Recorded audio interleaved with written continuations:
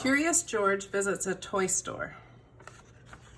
This is George. He was a good little monkey and always very curious. Today was the opening of a brand new toy store. George and the man with the yellow hat did not want to be late.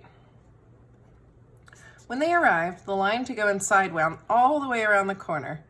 When a line is this long, it's not easy for a little monkey to be patient. George sneaked through the crowd. All he wanted was a peek inside. George got to the door just as the owner opened it. "This is no place for a monkey," she said. But George was so excited he was already inside.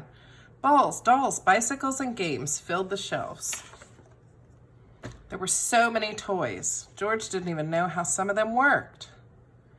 And how about those hoops? What did they do? George was curious. He climbed up to pull one out of the pile. It would not move. George pulled harder. It still wouldn't move. George pulled with all fours. Suddenly there was a terrible crash. Red, blue, green, and yellow hoops bounced up and down and everywhere. "Look," exclaimed a boy, bouncing up and down himself.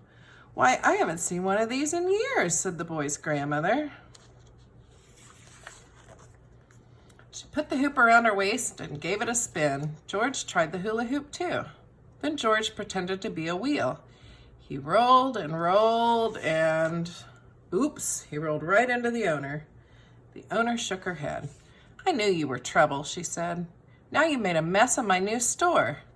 Again she tried to stop George, and again George was too quick. In only a second he was around the corner and on the highest shelf.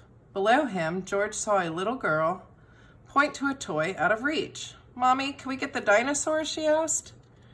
George picked up the dinosaur and lowered it to the girl. She was delighted. So was the small boy next to her.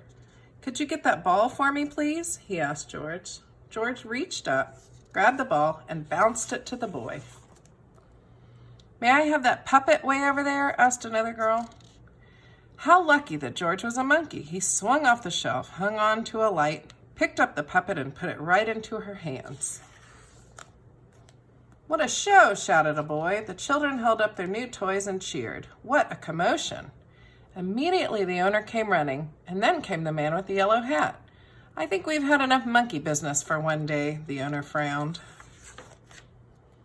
Just then a girl got in the long line to pay. "What a great store," she said. "What a great idea to have a little monkey helping you," her father told the owner. "I guess you're right," the owner replied and smiled. Then she gave George a special surprise. "Thank you, George," she said. "My grand opening is a success because of you. Perhaps monkey business is the best business after all." The end.